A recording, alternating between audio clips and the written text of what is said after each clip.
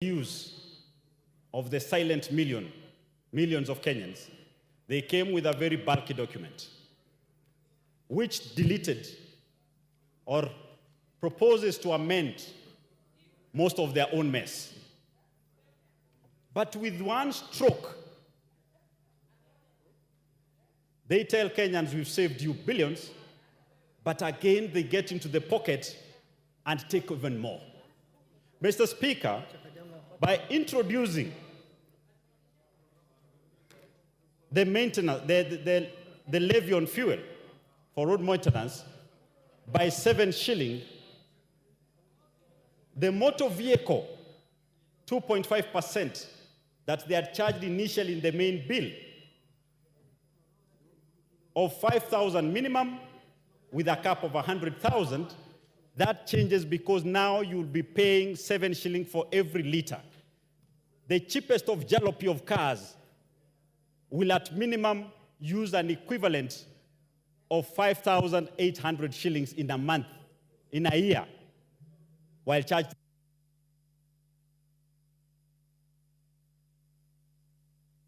Oh, your time is up. Your time is up. Maklap.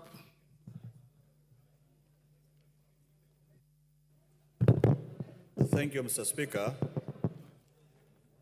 First of all, I want to declare that I'm a member of Finance, National Planning. And Mr. Speaker, I rise to put the record straight. Mr. Speaker, Finance bill as proposed, putting the record straight, the original document, Mr. Speaker, is a creation of the National Executive. Where does these proposals come from the National Executive? Most likely, National Treasury and KRA. When it is committed to this House, Mr. Speaker, it is the honors of members of Parliament as representatives of the people of Kenya to now interrogate, and that is why there is existence of executive and Parliament, because Parliament represents the people of Kenya. Mr. Speaker, when a law is passed in this House, it does not affect people who voted for Azimio or who voted for Kenya Kwanza. It affects the people of Kenya across board, Mr. Speaker.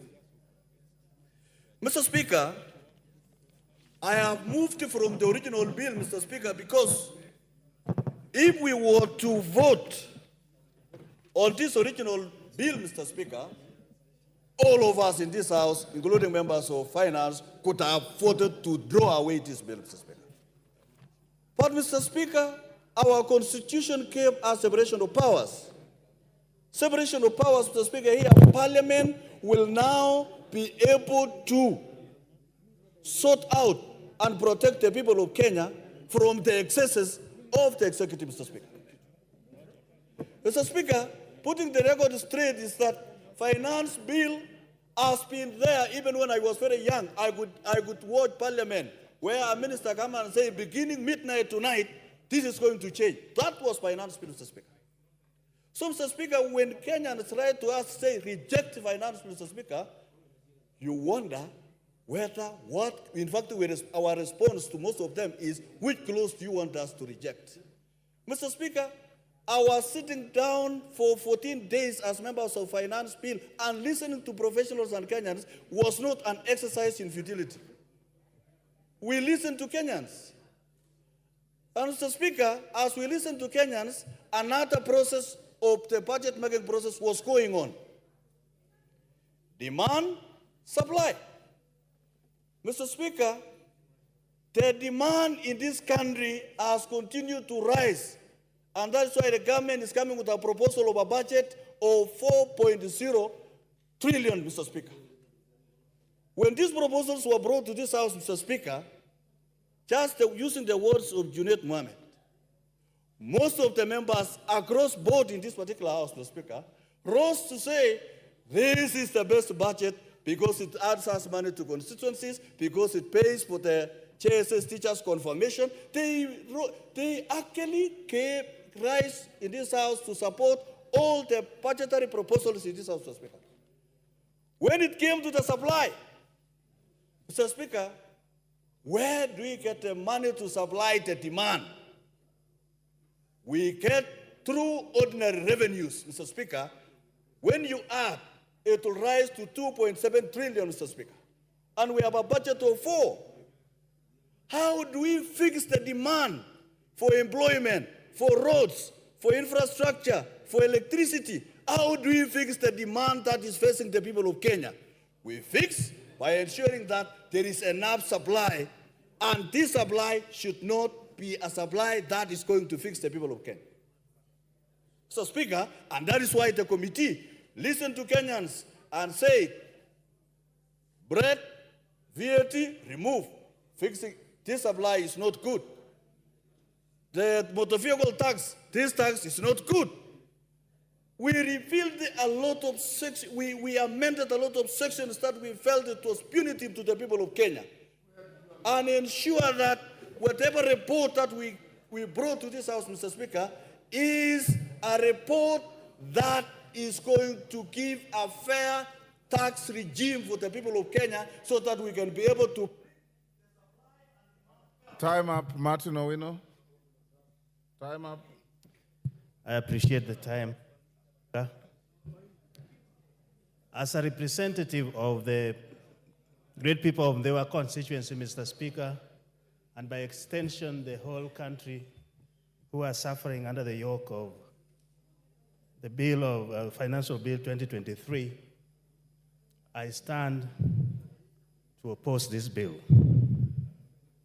Mr. Speaker, the effect of 2023 bill, financial bill, is still weighing on our people.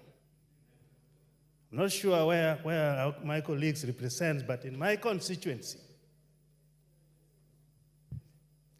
some kids, even as we brag of the price of unga gone down, are going to bed hungry and up to school the same way. Mr. Speaker, the dropouts from schools, because parents cannot afford the fee or the tuition, has gone up. Mr. Speaker,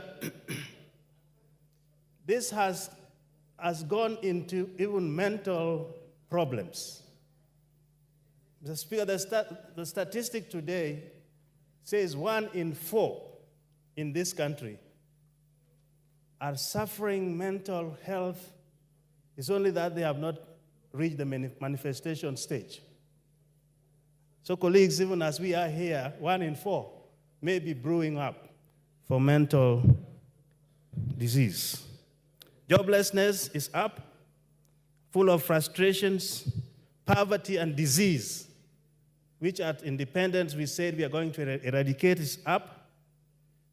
But more importantly, Mr. Speaker, what we are observing across the communities, however we gloss over it, is the crude death rate. People just dropping dead onto the morgue has become rampant because we are overburdening Kenyans with taxes.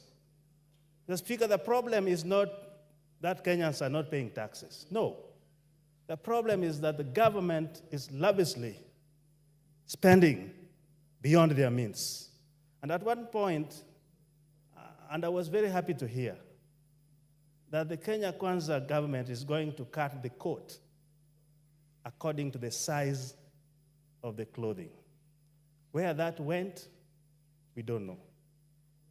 But what we do know, if you want more, tax less. This is across the globe. That's how you stimulate the economy. But the idea that Kenyans are not paying enough tax, and now if this bill does not pass, then there will be nothing, no development, is false. Because Kenyans are overtaxed.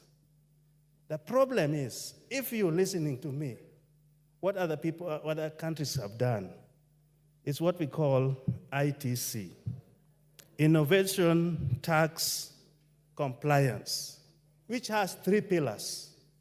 Pillar number 1, you have to develop trust between tax administrators and taxpayers. And that is where we have to eliminate wastage, theft, and direct wrong utilization of funds. Pillar number 2 is a task enforcement. We have to invest in that so that we seal all the tax evaders. We'll collect more taxes than adding taxes to Kenyans. Number 3, which is very important, is facilitation. The mechanization of those taxes is very important. But for you to come and tell us that you are now proposing to remove bread, edible oil, mobile, motor vehicle, sugar transportation, diapers, you're the ones who collected the views of the people. Why didn't you put it in the bill? You're cheating. And Kenyans are listening. Those kids are more informed. By the way, don't say they are misled. If you say they are misled, you're the one who is lost. Thank you, Mr. Speaker. Thank you, Mayor Maingi.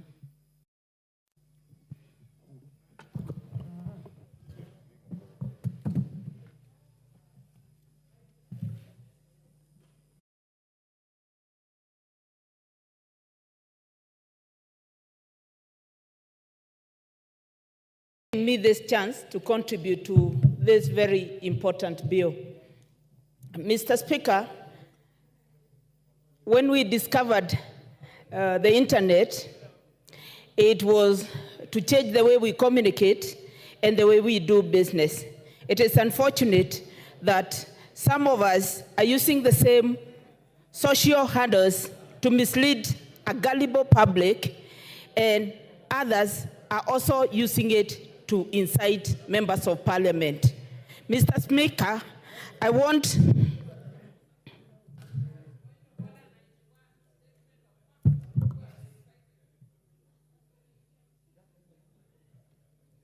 Are you stuck? Thank you, Mr. Speaker. Allow me to inform my colleagues, those might not have read the Committee on Finance report and the Bill of Finance. Mr. Speaker, I want to laud the Committee on Finance for listening to Kenyans and agreeing to drop the contentious issues, and I want to read them one by one. Number 1, 16% VAT on bread will be removed. Number 2, excise duty on vegetable oil will be removed. VAT on transportation of sugar removed. 2.5% on motor vehicle tax removed. No increase on taxation on mobile money transfer. VAT on financial services and foreign exchange transactions has also been removed. Eco levy on locally manufactured products like sanitary towels, diapers, phones, computers, tires, and motorcycles is also removed. VAT registration threshold increased from 5 million to 8 million, reducing the need for small businesses to register. Responsibility of electronic invoicing, e-teams, by KRA removed for farmers and small-scale businesses with a turnover of below 1 million shillings. Excise duty on alcoholic beverages will be based on alcohol content, not volume. Higher alcohol content will attract more duty. Pension schemes exemption increased from 20,000 shillings to 30,000 shillings per month. Excise duty imposed only on imported finished products. Mr. Speaker, I want to take this chance to speak to 3 issues. I want to speak to the issue of pensions and the issue of excise duty levied on finished products and the issue of VAT on bread. Mr. Speaker, with pensions tax relief from 20,000 to 30,000, we are encouraging a savings culture in this country. We are going to encourage those that are employed to save, and that they are not going to be a burden to others when they retire, because they'll be having more money, which is tax-free. Mr. Speaker, there's no country that grows from imports. When we say that we are imposing a tariff on all the imported finished goods, we are protecting our local manufacturers. Mr. Speaker, by protecting our local manufacturers, we are saying yes to more jobs in this country, and more jobs are going to support hundreds of livelihoods in this country. Mr. Speaker, with the local manufacturers being supported, we are also going to be reviving some of those industries that collapsed because of demand in this country. I am saying yes because I know with locally manufactured diapers, with locally manufactured sanitary pads, we are going to have, this country will see the revival of many ginneries, including Moya Ginnery, Mr. Speaker. Time is up. Mule.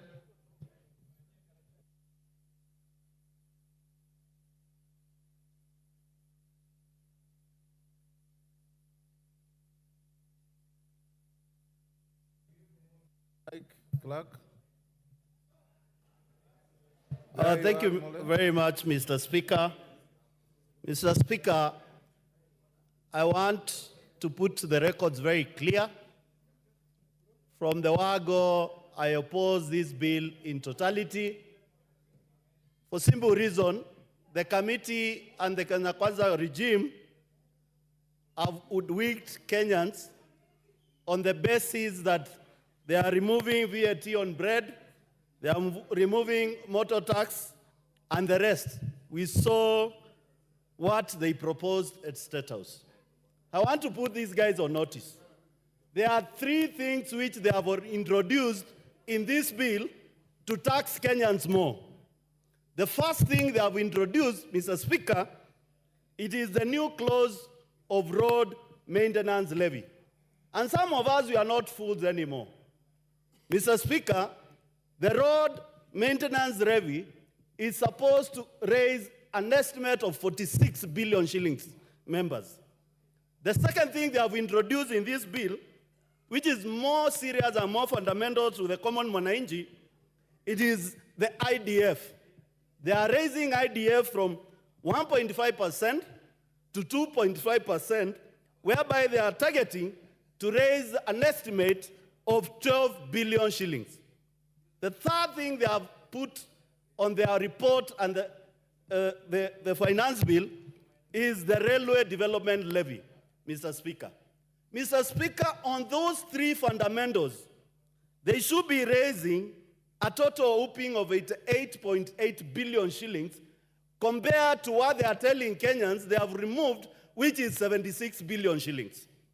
So, the question is, when you are telling Kenyans you have removed the 16% VAT, are you not aware the wheat we use in this country to produce bread is 80% imported? Then you increase the IDF and the railway development levy, whereby it covers the 16% you are telling Kenyans you are removing. Secondly, Mr. Speaker, look at the medical imports for the common mwananchi in this country. We as a country, we produce very little drugs. Quite a number of drugs, we import 70%, Mr. Speaker, of drugs to this country. And in the morning, when Zamzang said that this bill will increase the cost of medicine in this country, you betrayed him because probably she didn't have the facts. Let me give you the facts. 70% of drugs imported in this country will be subjected to railway development levy and IDF, which you have increased, meaning that any patient who is supposed to get drugs in this country, the cost of medication goes up. What's wrong with you people? You think that your foods will tell you the way it is now and the food. Mr. Speaker, I want to say this without any fear of contradiction. The Mama Mboga, the Boda Boda, and the common mwananchi of this country, if we increase the fuel levy through the maintenance road and through this bill, which is 7 shillings per liter, the common mwananchi living on less than $1 will not afford his life again. Mr. Speaker, is not a rocket science. The moment you increase tax on fuel products, you have changed the livelihood of Kenyans. So, Mr. Speaker, we should not waste any more time.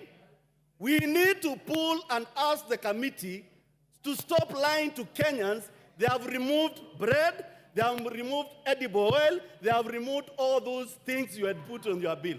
For simple reason, Mr. Speaker, we want to call upon all Kenyans tomorrow to wake up and say no to draconia's budget, draconia's finance bill, which is being proposed, and giving Kenyans an hope and bringing that up in another hand called Railway Development Levy, IDF, and the 7 shillings on fuel. Please, don't fool Kenyans anymore. We'll stand with the 52 million Kenyans from tomorrow until sense comes to your mind. You cannot tax Kenyans anymore. I oppose, Mr. Speaker. KJ, member for Dagoretti South.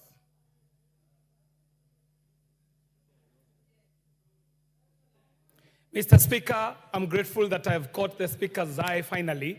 And Mr. Speaker, this is where the finance bill belongs. And I'm so glad that we are here debating it. Because, Mr. Speaker, we've got a lot of work to do in clearing and disabusing the misinformation that has been peddled about this finance bill, Mr. Speaker. Misinformation that is even leading our children to the streets on wrong information. Children who have been made to believe that the finance bill is a one clause, one question that will come to the House and members will vote yes or no. Each of every one of those children that I have engaged when they came to my social media asking whether I'm voting yes or no, I asked them which clause, and none of them could respond because they're just responding to what is being peddled in the media. But the finance bill belongs to the floor of this House. And Mr. Speaker, we are able now to tell the truth to Kenyans that the finance bill is what is going to allow us to be able to fund each and every single project that was listed in the budget, Mr. Speaker. But most importantly, Mr. Speaker, we will also be able to talk to Kenyans about the process that we have undertaken, the work that has been done by the Finance Committee, the committee that has engaged Kenyans so robustly that the wishes of the Kenyans have now been heard. There were antagonistic clauses, Mr. Speaker, that were offensive to some Kenyans. These clauses, Mr. Speaker, have been attended to in the right place. And there are even proposals to drop some of these offensive clauses, Mr. Speaker. It is said that a lie has speed, but the truth has endurance. Kenyans were made to believe that when we were passing the budget here is the day that we were prosecuting the finance bill. Some of them were even coming out in the streets on the day we were reading the budget because the lie was too fast, Mr. Speaker. The lies that have been peddled in media, Mr. Speaker, have been too many. But today, we have the opportunity to put the record straight that if we have a theme that we can put on this finance bill, the theme is that we have a finance bill that seeks to make Kenya not a net importer, Mr. Speaker. Order, KJ. Yes, member for Busia County. What's the point of order? And under what standing order? Standing Order 91. Kenyans did not lie. They went to the street, and that is what prompted the editing of what you had already put. So let us not call Kenyans liars, but true citizens who cannot allow their country to go into a brink as they watch. Thank you, Mr. Speaker. Mr. Speaker, I might not have the time, I hope my time has been preserved, to take the Honorable Catherine Amayo through the process of budget making in this country. That this House is not moved by external forces. This House moves in its own motion, suo moto, on matters that have to do with budgeting. That the committee was already in the process of engaging Kenyans long before a fake demonstration was organized, Mr. Speaker. And the lie persists, Mr. Speaker, because even some of the photos that we were seeing out of the streets, I can tell you as a graphic editor that they do not belong to this country.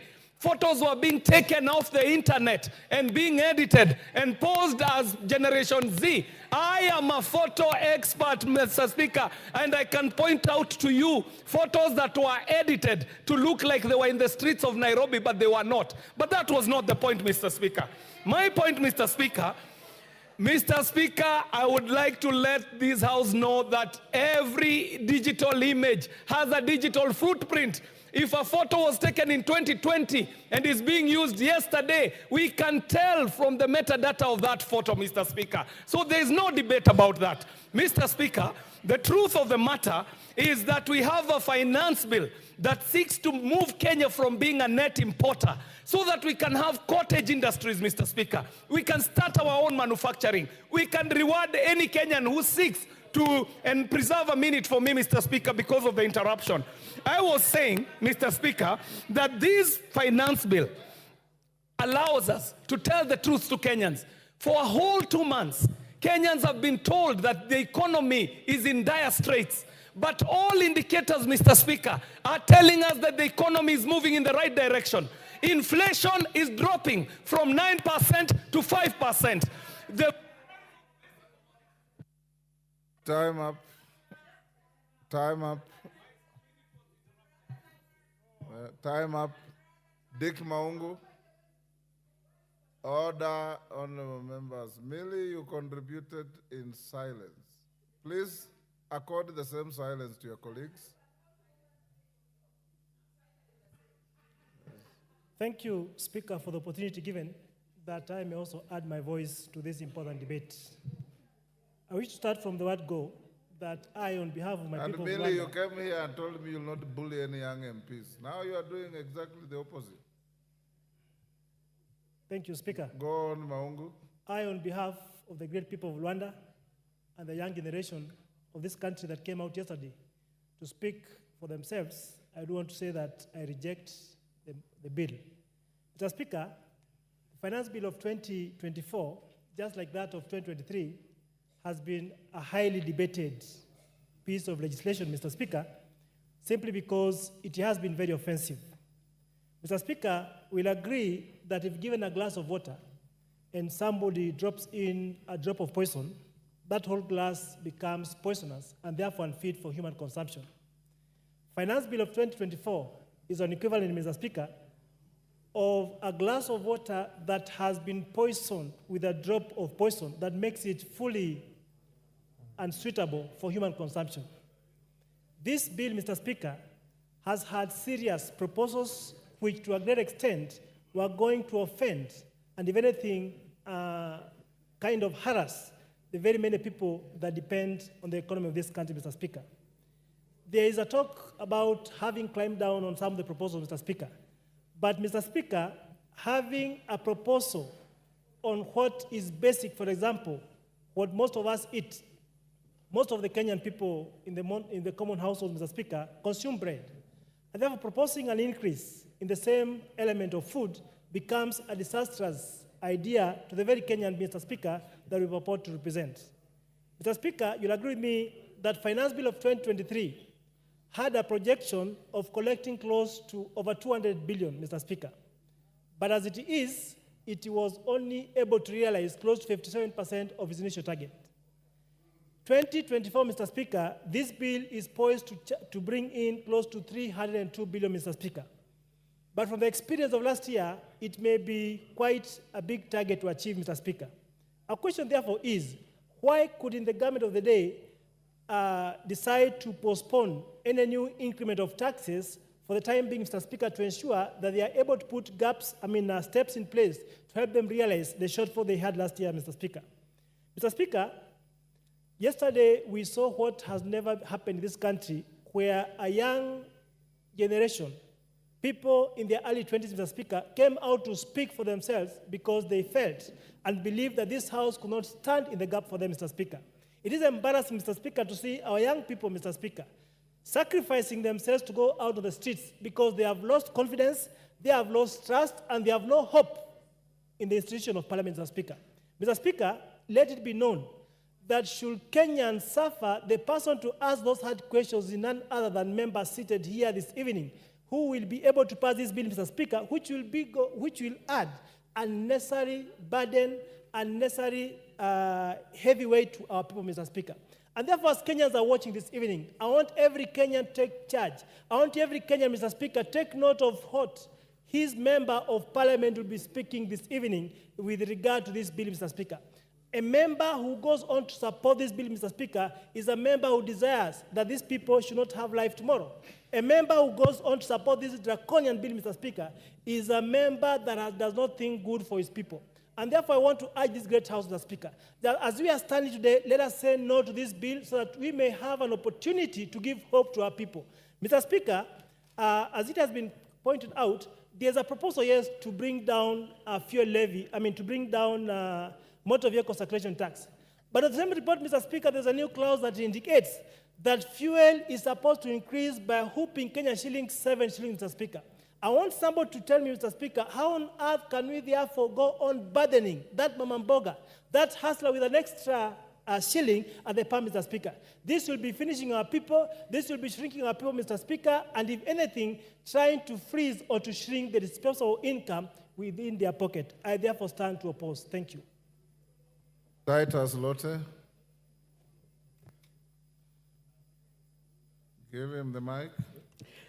Thank you, Mr. Speaker, and thank you for giving me this opportunity to contribute to the Finance Bill 2024. Mr. Speaker, I would have rejected and voted no for this bill if I had rented my brain and my mind to the people that will misuse it. I would have voted no, but I have not rented my mind. Mr. Speaker, I would have voted no and rejected this bill if I was a tabula rasa with no brains to read, reason, and analyze. But I am not a tabula rasa. Mr. Speaker, the reason why I say that is I have looked at the document, the bill, and the proposal therein, and realized that everything that the people of Kachaliba sent me to represent them, all the punitive taxes have been removed. And so I will actually be mad to come here and start saying we reject this bill in totality. Mr. Speaker, I will not, because everything that affects Wanjiko, everything that affects the people that I represent have been removed. Mr. Speaker, the white man say that if you want to hide an information from a black person, put it in writing. And I have attested it today, Mr. Speaker, that everything that has been written here, nobody has read, but all insinuation that is coming from the members of the public that have been incited, and also some members of this parliament, are actually hearsays. They are innuendos. They are assumptions. So, Mr. Speaker, that is the reason why I say we probably need to unback this thing and get it out of writing to start even educating these people by saying, because if writing hides information from them, then let us talk to them so that they also see that the things they talk about, they are talking about 16% on bread, something that has been proposed for removal. They are talking about 25% for edible oil, something that has been proposed for removal. They are talking about mobile charges, something that has been proposed for removal. It is because it is written and they have not seen it. The last one, Mr. Speaker, why I support this is because of 5 things. One, because for the first time we employed 46,000 intern teachers, and we intend to confirm them. This country has suffered cases of unemployment. And if the bill is bringing 46,000 people onto our jobs, do we just want to throw it away? I believe let us also sympathize with those people that are unemployed that want to get a job. Because if they get a job, they are going to improve the economy of this country. Let us sympathize the 20,000 more that are coming into an internship this year so that they can be employed next year. Let us sympathize. If you say no, you are also saying no to the employment of these people. The next one is about the pastoralists that I represent. For the first time, pastoralists are supposed to be compensated for the losses of their livestock. For me, that's a big thing. Mr. Speaker, I support because of that. I also support again, Mr. Speaker, because of the fact that local manufacturing is supposed to be improved in this bill, Mr. Speaker. I know when I used to work as the CEO of women groups that were trying to form cottage industries that will manufacture the sanitary towels. They were killed because they were cheap imports of sanitary towels from China. Mr. Speaker, if you want to grow our economy, we will need to improve our manufacturing. And manufacturing, we do not need high quality at this point. Every country that has developed started with a low quality, and then with time they improve it. But at the end of it all, we will have employment in this country. So, Mr. Speaker, how do we improve our industries if we say that because they are cheap, they are low quality, we are not going to start? We have to start from somewhere. And finally, Mr. Speaker, as I sit down, I will support, because I'm not a tabula rasa, I will support because I have not been brainwashed. Mr. Speaker, I will support this bill as amended, because everything that is punitive has been removed. Thank you so much, Mr. Speaker. I support. Thank you, Dr. Ochanda.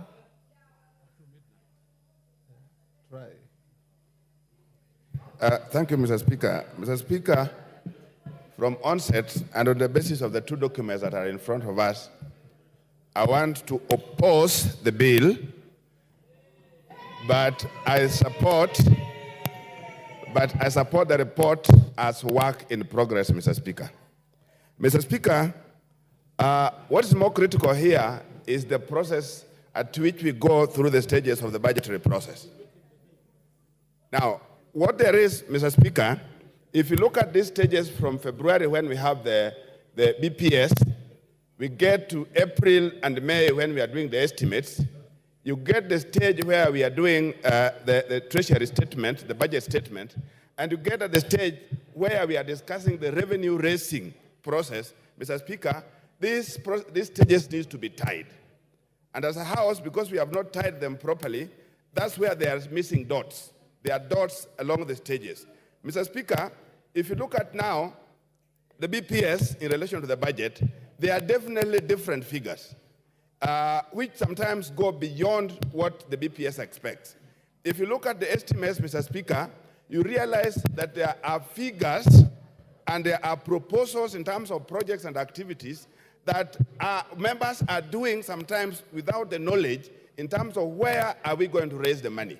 Mr. Speaker, what I'm trying to suggest, or I'm trying to say is that if we are able, for example, at the estimate stage, be able to be talking about the activities, talking about projects, and talking about what is to be funded, if at that time we have indicative sources of revenue, we have indicative figures, I think will be more useful to this country than where we are deliberately saying that the budget is fine, because there were very many good things in it. But then after a week, we are saying, no, we are not too sure where the money is going to come from, so it is bad. So, Mr. Speaker, this is exactly where I'm still insisting that those stages, we must get away with how to tie them up. There must be a string that ties them from the level 1 up to the stage when we are raising revenue. Beyond that, Mr. Speaker, we also need to look at when we are, this uproar. Why is it there's a lot of uproar in the last 2 years?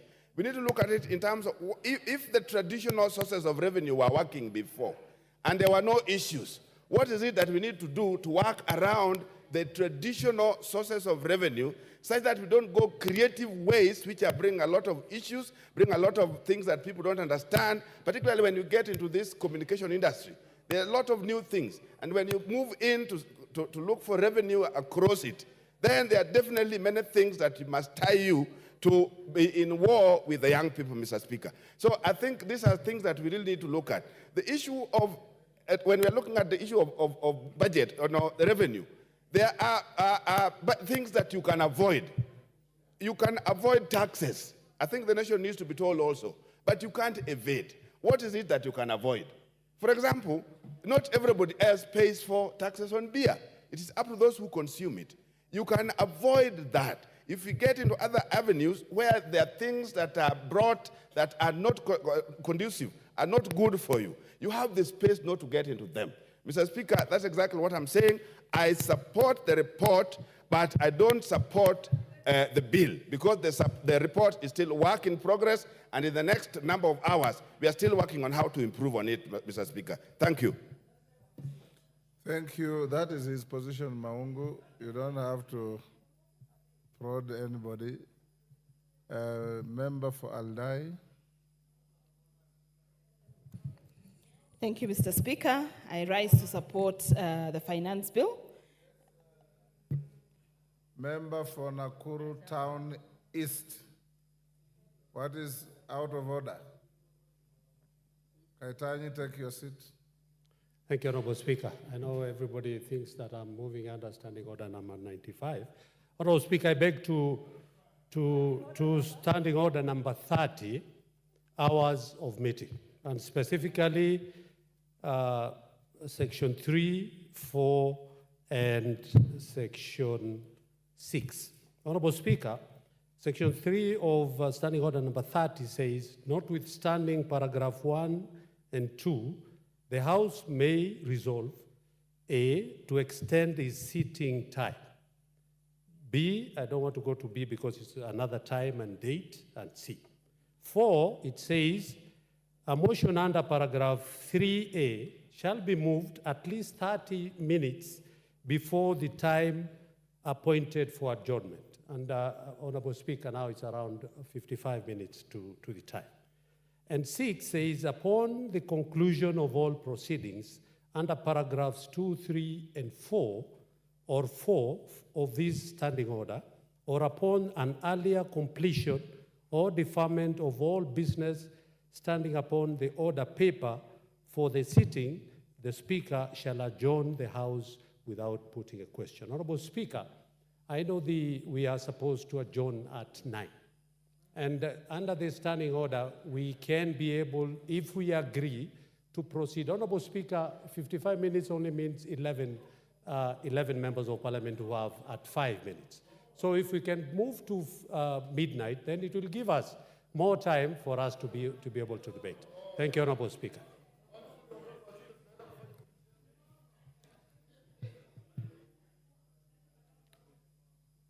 Kaitani, carry on as I consult my clerks. Thank you, Mr. Speaker.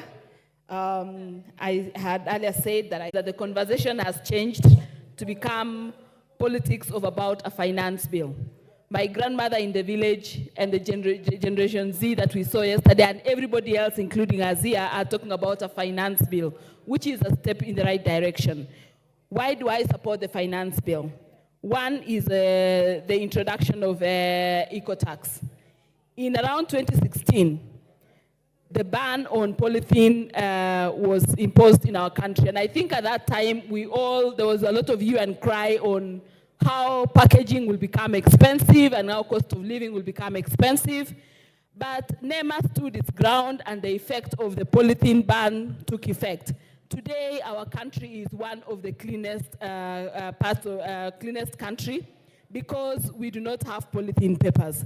But we have imported finished products that have polythene. And I think introducing the eco-tax will help us in managing that waste that we've already removed from our raw materials and all the way from our local manufacture where we do not introduce any polythene. Over and above the eco-tax, it is going to create employment because we are saying that we are putting eco-tax on imported finished products. And therefore, we encourage manufacturing, local manufacturing. And if we encourage local manufacturing, what we are expecting, Mr. Speaker, is that we will get employment for our very youth who currently do not have employment because most manufacturers would prefer to do local manufacture and not pay eco-tax as opposed to importing finished product that will attract an eco-tax. Also, the products or the raw materials that we have in our country that are currently exported for value addition outside the country will have a reverse, where those raw materials will be value added and the persons or the people, the farmers and all those people who produce the raw material will get direct not only direct employment also, but also direct income, therefore increasing the tax base. And not to mention, of course, the environment, because we will have improved on our environment, and we will have extra revenue to deal with those wastages that come from finished imported products that already have eco and friendly packagings. I'm also supporting this bill because of the edible oil. About 3 weeks ago, we met manufacturers of the edible oil, and those manufacturers told us that if the taxes were going to be imposed on crude oil that they import to do the finishing of edible oil, then the cost of living would have gone up and the cost of edible oil would have gone up. I'm happy that the proposed amendments that we have in the finance bill has totally removed all the taxes that were going to be imposed on the edible oil. So therefore, that encourages employment, and of course, we have both the direct and indirect employment that comes from edible oil. The only thing I want to encourage is that these manufacturers look local and ensure that our farmers who are currently growing sunflower and canola are also considered in terms of production of crude vegetable oil, is in the conversion of edible oil, so that we don't just export labor or export revenue to countries that produce crude oil, yet we can grow it in our country. I think the other issue that we have that this finance bill is taking care of, Mr. Speaker, is that it is correcting some of the ills that has happened in previous finance acts. One of them being that the cost of money, for example, the taxes on per diems for employees has now been increased from 2,000 shillings to 5% of gross salary. That means that an employee will have more disposable income, and as well as the taxes on NHIF and housing levy has now been put as tax deductible. So therefore, we reduce the pay as you earn for the salaried employees, and that has allowed the salaried employee to have more disposable income, which is something that is a correction from the previous finance bills. And therefore, when we say that the finance bill is not should be disbanded, should be rejected, then some of these ills that are being corrected in this finance bill will not be benefited by the salaried employees. So with that, Honorable Speaker, I support the finance bill. Thank you. Thank you. Before I give the next speaker, Honorable Gikaria, I have looked at your proposal. I had already given direction on the timings and the manner of debate of this bill. In fact, I had said we'll go up to 9:30, but the clerks advised me that today the House rises at 9. So we'll rise at 9. This is not the last day of debate. We are starting again tomorrow at 9:30. And we'll go on up to 1. Then we'll start at 2:30.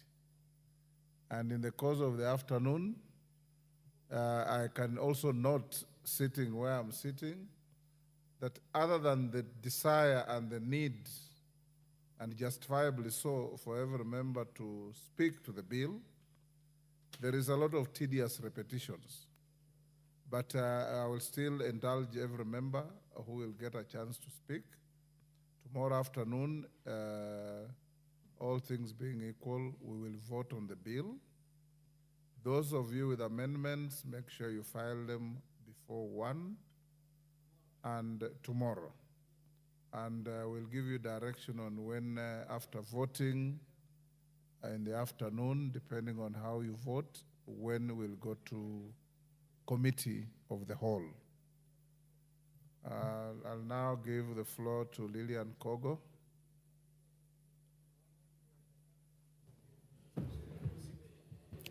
Thank you so much, Honorable Speaker. And you, as you rightfully said, Speaker, is that you have as well been there from 9 o'clock, and so have all of us. And this is because of the interest and how emotive this particular issue is. And I want to thank you for giving me an opportunity to put my voice and the voice of the great people of Rangwe constituency in this matter. I am reliably requested or required or commanded by the great people of Rangwe constituency to reject the bill, and I will surely do that because they are the ones who sent me to Parliament. But I must also, as an academic, do that with reasons which I should think Rangwe people are going to stand by. Honorable Speaker, at some point during debate, it was mentioned that every financial year, every year, we would keep having financial bills. We are going to have a finance bill for this year. We are going to have a finance bill for 2025, 2026, or whatever time. We will continue having finance bills. But I want to say, Honorable Speaker, that as much as we want to have finance bills every year, it would be prudent, Honorable Speaker, that if we have an act, that act should be allowed or should be given time to operationalize. We run it for a time, Honorable Speaker, so that we are able to critically analyze or critically make observations on its goodness and on its badness. And even in the course of debate, Honorable Speaker, it was mentioned that probably the young people we are seeing rise up out there may not know really about this finance bill. But I can assure my colleague and my friend that these young people are well informed, Honorable KJ. At times they're even ahead of us with information. And these are people who know how to comb and dig information from wherever they are able to get it. So we should not undermine their capacity to be informed on matters that happen in Parliament. And in any case, Honorable Speaker, these are the next cohort of parliamentarians. So I think they're in the exercise of practicing, but they are also exercising their democratic right. They have the right to picketing. So if they do so as young people, we should give them room, Honorable Speaker. Honorable Speaker, having said that, I also want to appreciate what the committee has done. The committee listened and the committee made amendments. So we have on one hand the committee report, but also we have on one hand, the committee did proposals for amendments, and on another hand, we have the bill in itself. So that gives room for hope. And from the point where I stand, I may not be very good, Honorable Speaker, at estimating the age of the substantive chairperson of the Finance Committee. But I can literally guess, Honorable Speaker, that he's a young person. So I want to tell the chair of Finance Committee, my brother and the Honorable Member of Parliament, you are a young person and the young people are looking at your capability and your capacity to run a major docket like that. Let us not take things for granted. It is a career you are building. And I want to say that there are many issues to reject this bill on. When we talk about not bringing taxation or not making gluten-free bread taxable, what exactly do we mean? What is the science behind it? What is the issue on allergies about this? Was it medically informed? So if we start tearing and scrutinizing this bill, Honorable Speaker, to the extent that we tear it apart, all of it will be rejected. But for me and Rangwe people, Honorable Speaker, on the bill, I stand to reject. No? Thank you, Lillian. Taitumu? Thank you, Mr. Speaker, And for those the who want to opportunity. speak, Taitumu and others, those who want to speak, stop menacing the speaker with hand gestures. I can see you and I'll give you a chance to speak. Okay, thank you, Mr. Speaker, for the opportunity. I arise to support the bill. Mr. Speaker, I want to thank the committee. First of all, when I went through the document, I saw 203 entities were given an opportunity to present their views in connection or in relation to the bill. The committee listened to their views objectively and made various adjustments to the clauses that were punitive to the Kenyans and mainly the Mamboga and other citizens of this country. Mr. Speaker, I have heard you make several pronouncements that those who have amendments, they tender their amendments before 1 tomorrow. This is to say that the bill is tendered or the bill is brought to the parliament so that the members can get an opportunity to make an amendment and not to reject that are meant for the posterity of this country. Mr. Speaker, this government inherited and disjointed education structure that requires massive and colossal amounts of money to make it raw. One, Mr. Speaker, 46,000 teachers are about to transition from the interns to JSS to permanent and personal basis. Mr. Speaker, the clauses that were barred were dropped, others were amended to make sure that this bill benefits the citizens of this country. Young Kenyans have jammed our phones with messages of reject. But when you engage them by asking them to expound on the reasons as to why we should reject, some go mute. Majority of them go mute. The reason is that they have been confused. They have been poisoned because the truth is being laced with poison. But the truth of the matter, Mr. Speaker, is that this bill is progressive.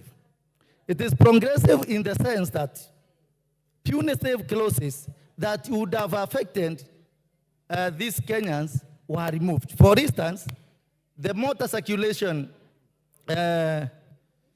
tax was removed. This one would have drastically affected the Mamboga, anybody who uses the vehicle, those who transport the cabbages, the tomatoes and the rest, or those who use even provox and other modes of transportation to make sure that their merchandise reach the market.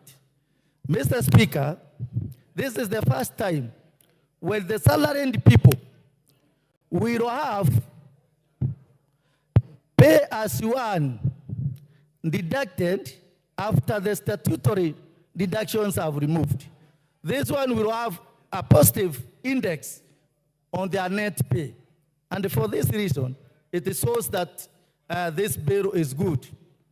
Taxes on mobile phones transfers, they have remained as they were, and they have not been handled as it is seriously exaggerated. On VAT on financial services for foreign exchanges, Mr. Speaker, those transactions, those exchanges have also remained as they were.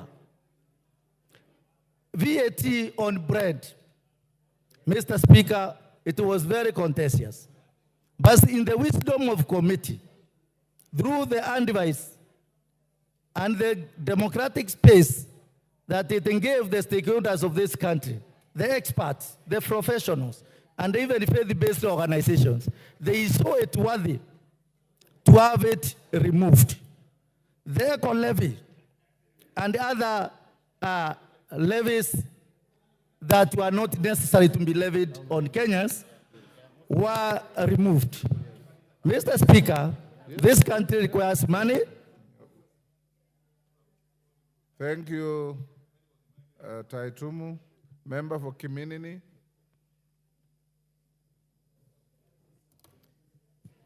Thank you, Mr. Speaker, sir. representing the good people of Kiminini, we know that this finance bill is supposed to be a mechanism to raise funds for the government programs. However, if the government widens the taxation mechanism that affects the people, then I have a right to represent my people and indicate where it's not right. Secondly, Mr. Speaker, we must reduce and rationalize our expenditure. We must live within our means. Looking at this particular bill, Mr. Speaker, we completely left out the principle of a sovereign state whereby the Bretton Woods are the ones dictating what we have to put in our budget. Someone sitting in Washington and the IMF does not really understand the pain that the local Kenyan goes through by inflicting a specific taxation on bread, things like sanitary pads, an example. And I would like to say, Mr. Speaker, it is also important that the templates that have been provided by the World Bank, which have worked in other countries like Croatia or wherever, using those templates in Kenya, it cannot work. So it is very clear that, Mr. Speaker, and again, looking at the other side of the House, if you look at something like diapers, you expect that having mostly the younger generation on that side will take care of basic items like diapers. This morning, Mr. Speaker, I saw the presentation by the majority leader, which listed 4 companies that are producing diapers and even sanitary pads. But figures don't lie. If you look at those 4 companies, they are not able to meet the demand of the sanitary pads or the diapers that are produced in this republic, meaning that majority of those items that are used in this republic are actually imported. What I would have expected from this bill, Mr. Speaker, is for the bill to also state good mechanism where we're encouraging even manufacturers to come in and manufacture locally. Basically, what this bill has done is to try and protect some local manufacturers and, of course, not promoting competency or proactiveness. We should not, in the spirit of protecting local manufacturers, try to put more taxes, especially on critical items like this. And Mr. Speaker, this reminds me in 1775, between the month of April and May, where we had, within the month, we had over 300 riots, which were actually the bread riots.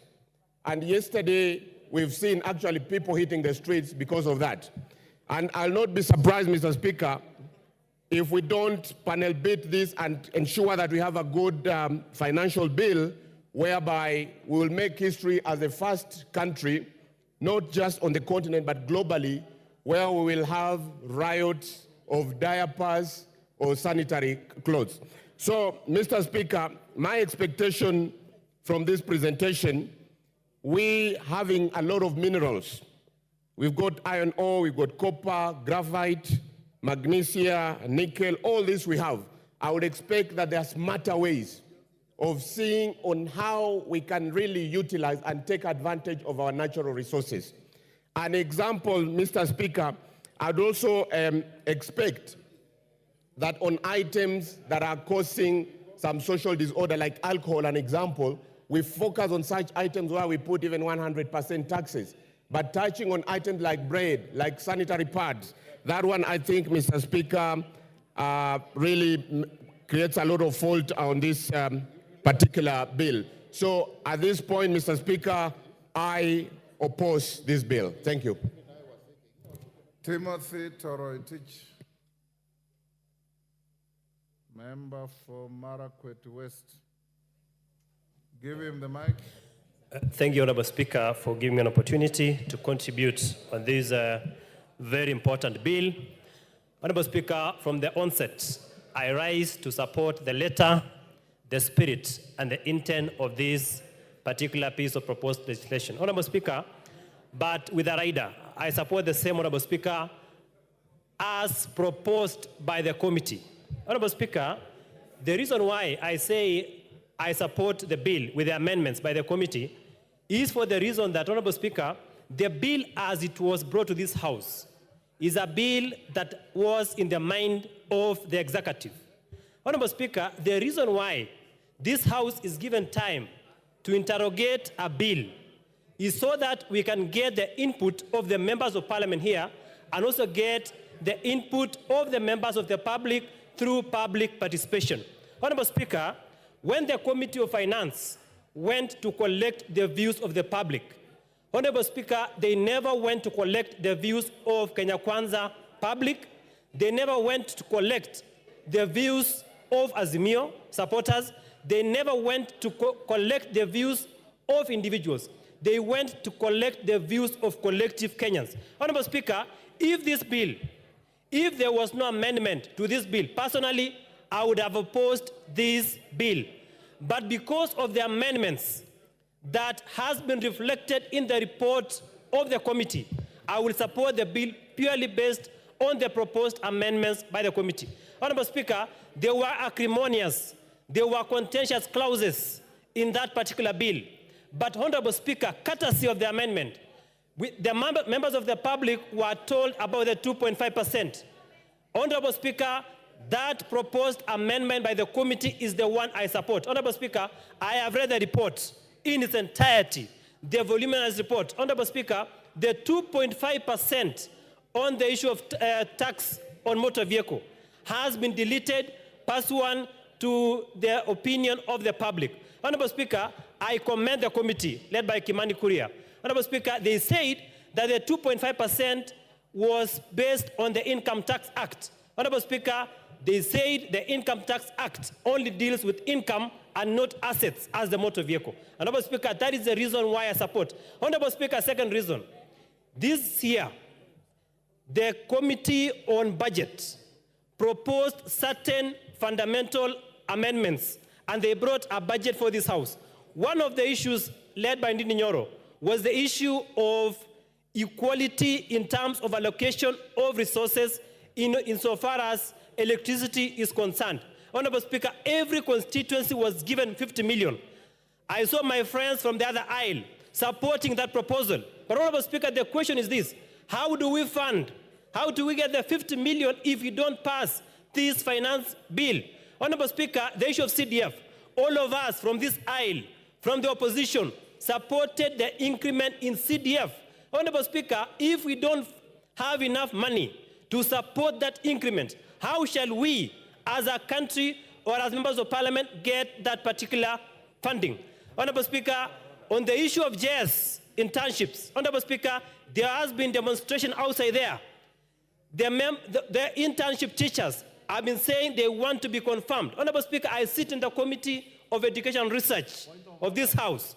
Honorable Speaker, Honorable Speaker, in this budget, we have allocated... Yes, what is the point of order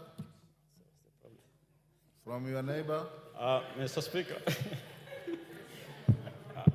I rise on standing order number 91. Is it in order for the honorable member to mislead the House that the budget proposed an increment on CDF, yet we know CDF is a percentage of the collection? Honorable Speaker, it is not rocket science that the constituencies are receiving depending on the number of wards, but this time round we have an increment of 30 million per constituency. Honorable Speaker, that is not rocket science. It is an increment that has been reflected in the budget, and therefore it must be funded. Finally, Honorable Speaker, even though I support this bill, there has been hue and cry outside there. Honorable Speaker, it is incumbent upon the executive to ensure that money collected in this year's financial bill, Honorable Speaker. Thank you, Timothy. Wanjala Raphael.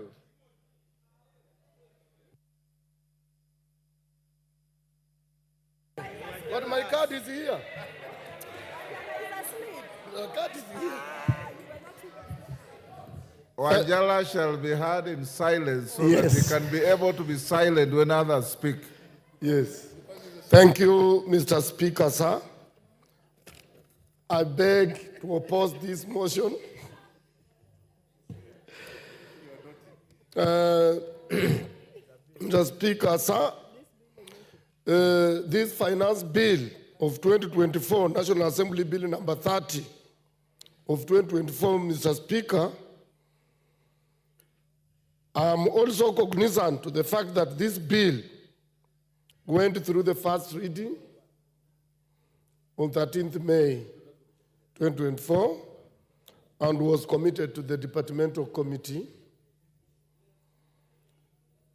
on Finance and National Planning for Consideration Committee and reporting to the House under the provision of Standing Order number 127. Mr. Speaker, sir, I'm also cognizant of the fact that this bill has 65 clauses and seeks to amend laws on matters such as the Income Tax Act, Cap 47, 1, the Value Added Tax, Cap 476, the Excise Duty Act, the Tax Procedures Act, Cap 469, among others. And Mr. Speaker, you have heard some members saying that if we oppose this bill and it collapses, they say then we will not be able to collect taxes. I want to inform the members that if this bill collapses, we already still have a bill in force of 2023 that will continue. What we are only doing is that we are amending. It's not that there is no another bill. We are just amending the previous bill. Therefore, when this one collapses, members, there is nothing that has gone wrong. We will still continue. And that is what some of us are praying for. Because, Mr. Speaker, you are also aware that last financial year, 2023, we have a bill that was supposed to collect over 350 billion. Now, in this one, 2024, we are proposing, 2024-2025, to get additional revenue of 302 point something billion. But even the other 352, Mr. Speaker, we were not able to collect. So I don't know why this government of Kenya Kwisha, sorry, Kenya Kwanza, they are too over-ambitious to do what they may not be able to attain. Mr. Speaker, sir, even though these measures might be part of the general effort to enhance domestic resources, mobilization, and reducing dependence on foreign aid, as they have always said, and loans, and yet, to us, we know very well that this is the government that within less than 2 years, they have borrowed more than any other government, although they claim not to have been borrowing. It should be done with the sensitivity required and the necessary understanding of the economic situation that Kenyans, situation of the common mwananchi is already shouldering a heavy cost of living in this country.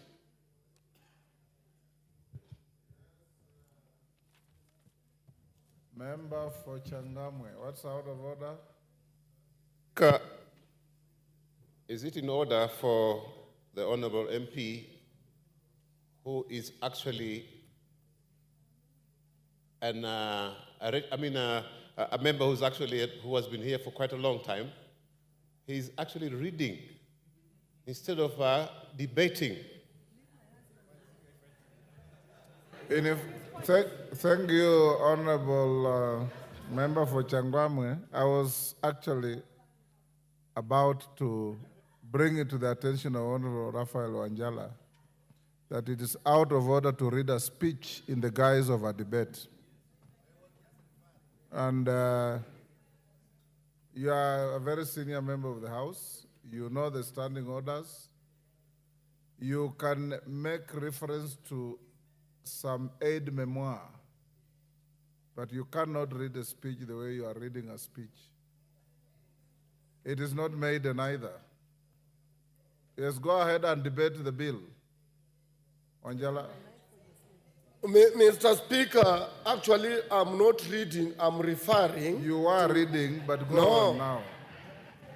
Mr. Speaker, and you also didn't ask him which standing order.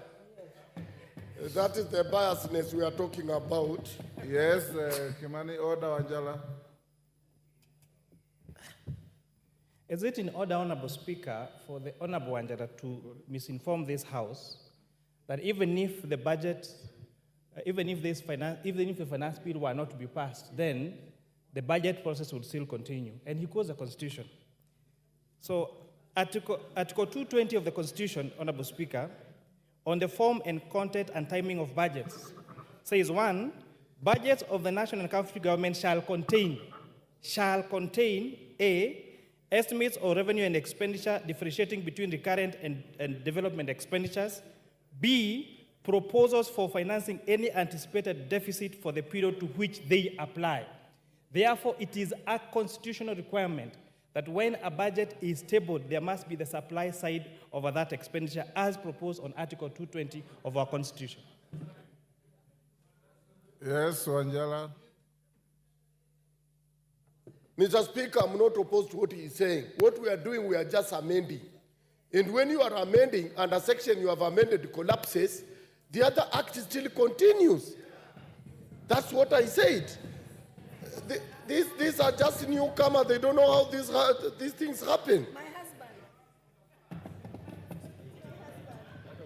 Mr. Speaker, sir, we know this government promised a lot, just like the previous governments have been promising Kenya that there will be industrialization in this country. And yet, there's nothing they're doing towards industrializing this country, but they have kept on telling us stories and they keep on collecting money, a lot of money, and we don't even see the value of that money where it goes, Mr. Speaker, sir. Mr. Speaker, even yesterday, what we saw in this country, Mr. Speaker, you know very well some of us were in the struggle from 1992, and we did away with the police state. But yesterday, what happened in this country was a police state, where police were mobilized to beat innocent young boys and girls who are just asking for the right, who had a right to picket, to demonstrate, and to petition. Where are we taking this country? And yet, we are proud that our generation is now the one that is ruling. Yet, they are taking us back to where we came from, Mr. Speaker. Mr. Speaker, I want to ask the current government that it should not harass Kenyans when they ask for what is right for them. They should consider and look at. They should not just thump. They should listen to members of parliament. This committee is just...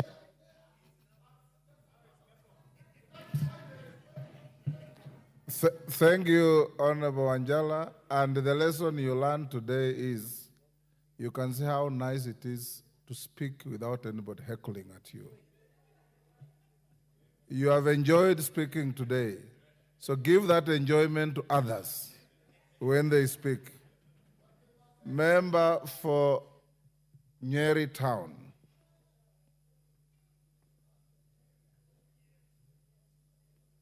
Thank you, Honorable Speaker. I rise to support the finance bill as amended by the proposal or by the report of the Finance Committee. And I urge the chair of the Finance Committee to ensure that by 1 o'clock tomorrow, all the amendments that the committee has proposed are rightfully before this House. Mr. Speaker, I have spoken to the people of Nyeri Town who elected me.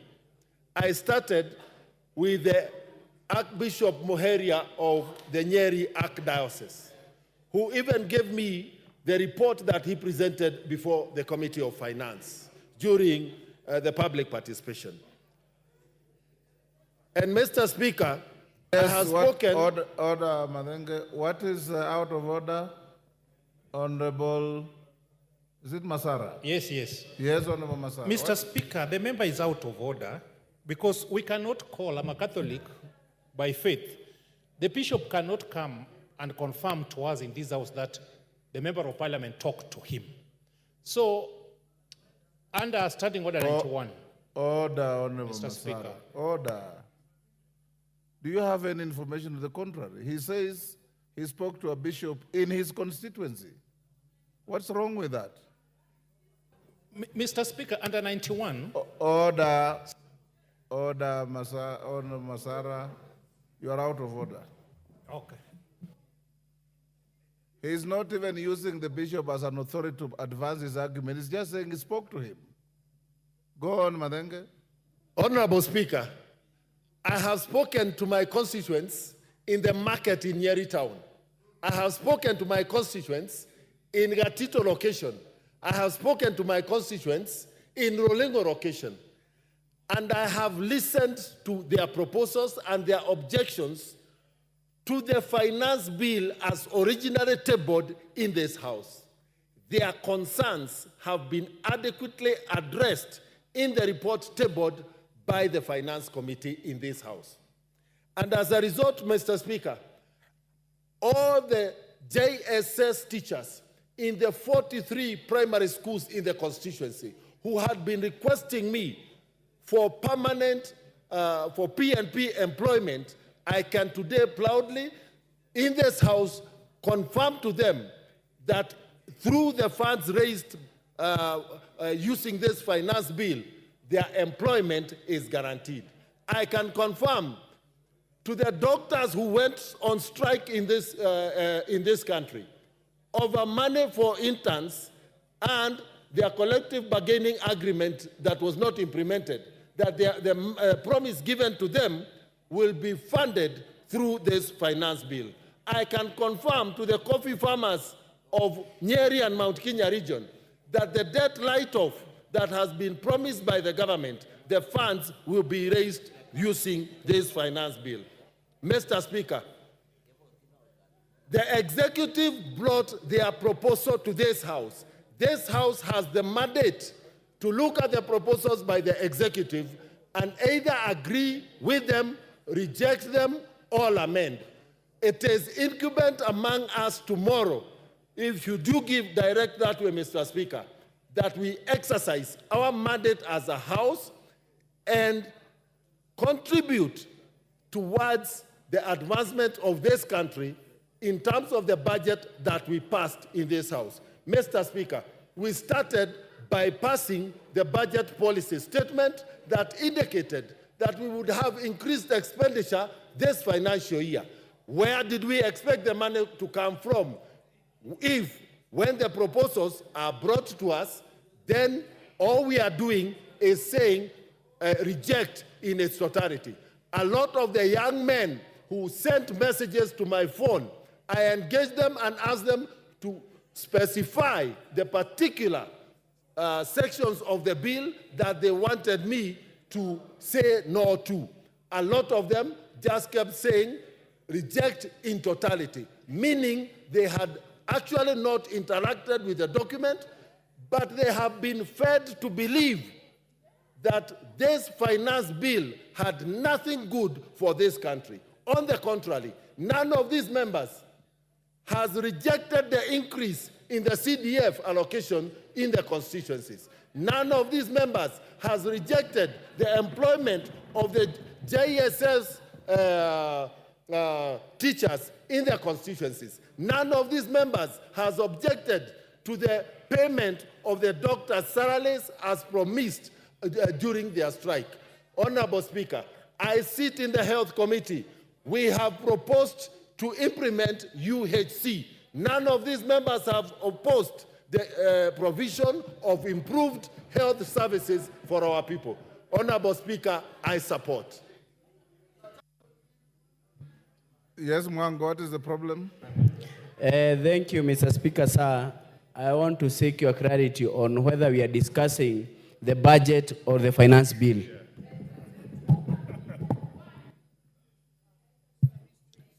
There are contemporaneous processes. TJ Kajwang.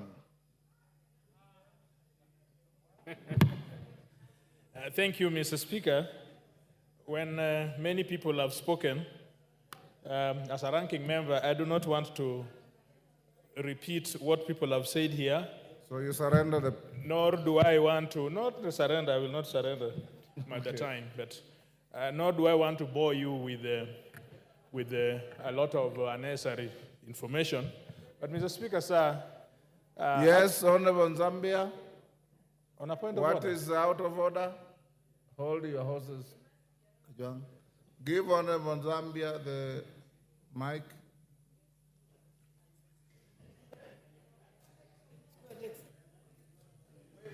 Give him the mic.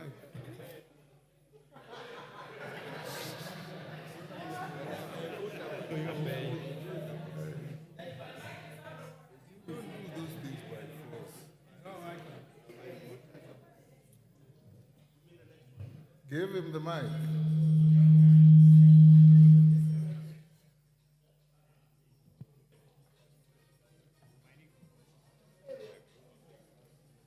You can. There you are. Thank you, Honorable Speaker. I'm not out of order, but I wanted to remind you that I've been seated here since morning, and when I checked in the screen there, it was almost number 2. Order, So I'm worried that the Order, time... Honorable Zambia, take your seat. I have also been sitting here since morning, Honorable Zambia. So have all these members. This system has been malfunctioning.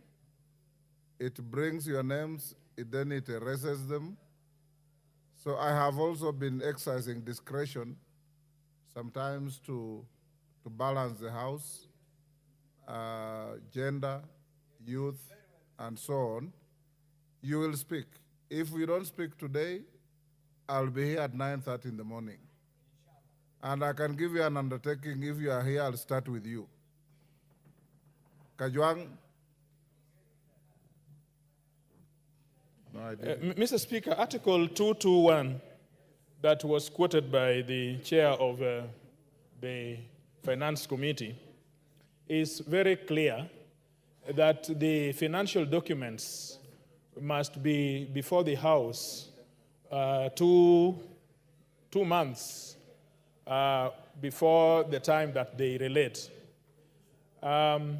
When you look at 221, in fact, starting from 220, 221, and 223, you get the impression that the Constitution anticipated that these documents would have to be considered in one set. Now, there was a BPS which was presented to this House, in which the minister expressed the fundamentals upon which this budget was drawn, and therefore the Finance Act or the Finance Bill. Now, when you see that Finance Bill was predicated upon the BPS, when now we see the report of the Finance Committee, you will see that almost 18 articles or clauses are designed to be changed. And you can do the math, and my friend was telling me that it is something in the tune of 300 or so billion shillings. The point I make is that the alterations which are being done, whether right or wrong, are such that they fundamentally and substantially change the architecture of the financial bill, which was predicated upon the BPS. Now, that is a constitutional and public finance construct that we have to call the minister and even we as National Assembly, because this is our process, the budgeting process. That is the first point I want to put.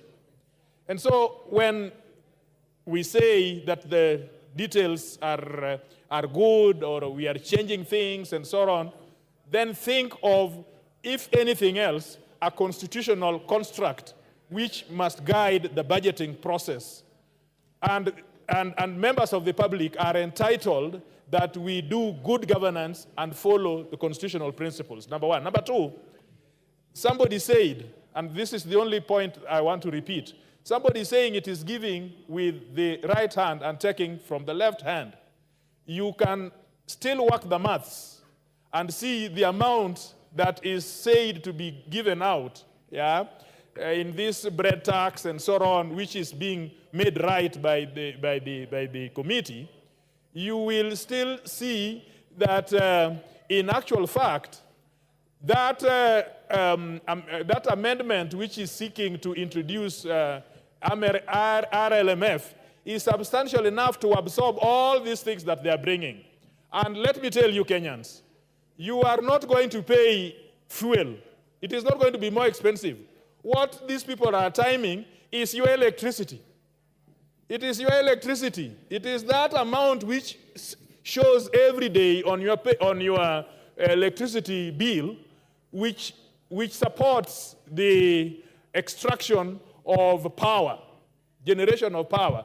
That is what this thing will be all about.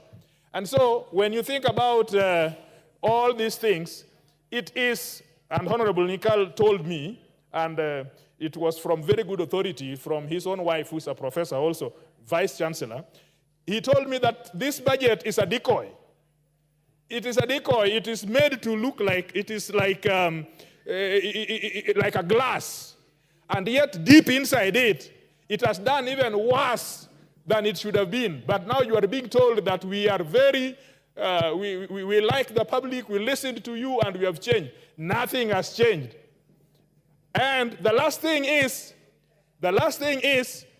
when we will come to the appropriation, the only two things which will happen, either they will amend the Appropriation Act to be able to absorb this, or they will borrow more. And so Kenyans will be even in a deeper shit. Oh, no, that is not parliamentary. I'm sorry. Parliament will be in a deeper hole. That hole, that big hole, that you will never get out of, because we will borrow and borrow and borrow. Thank you. Munyori.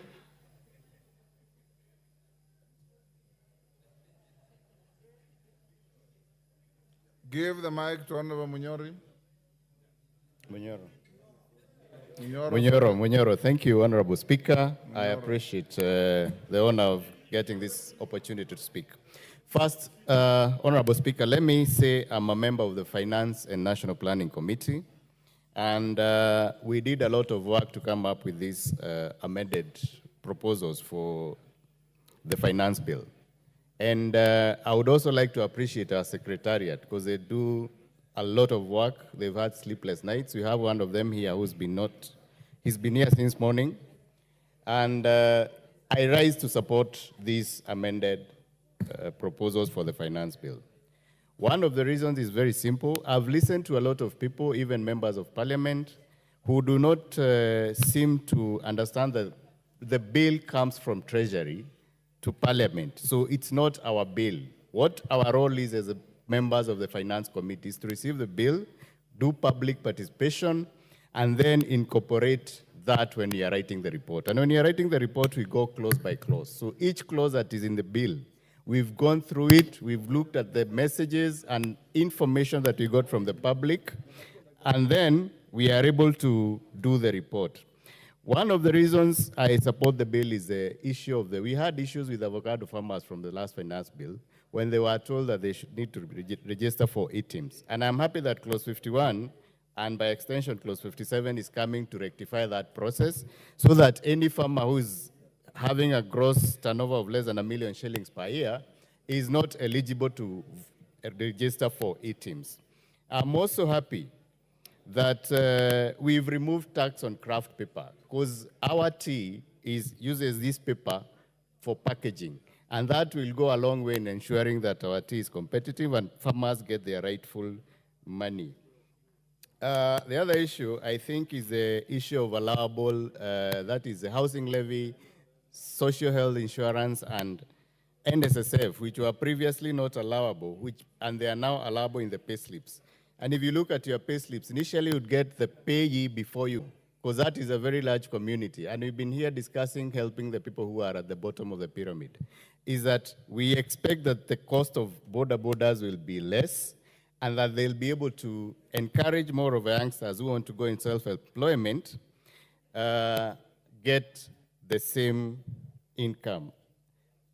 When you look at the appropriations bill, I think it is fair, because I know in this parliament you are able to know that we will get money for our Mau Mau roads which have stalled, and for my people in my constituency, I think this is a very good thing, and that's why I intend to pass the bill.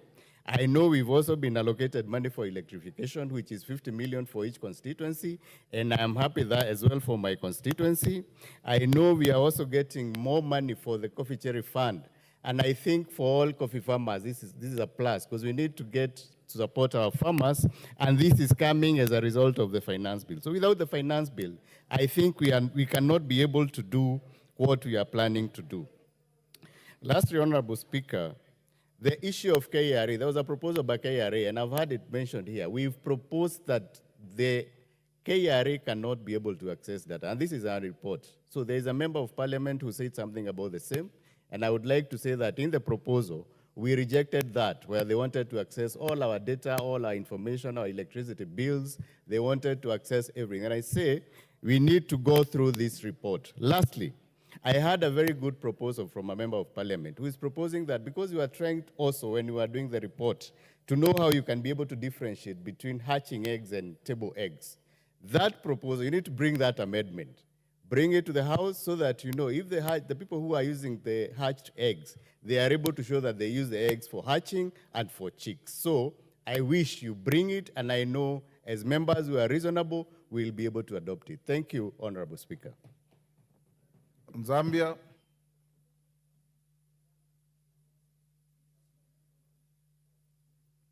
Give Honorable Zambia the mic.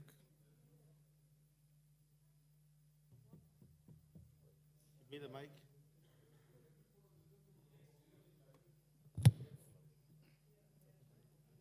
Pardon? Thank you, Honorable Speaker, for giving this opportunity to contribute to this finance bill. Honorable Speaker, let me first start by appreciating the Finance Committee. Though I may not be a good economist, but I'm a good mathematician. Honorable Speaker, the essence of this bill is to make the life of Kenyans bearable. Honorable Speaker, I want to consider, we appreciate that they considered the motor vehicle tax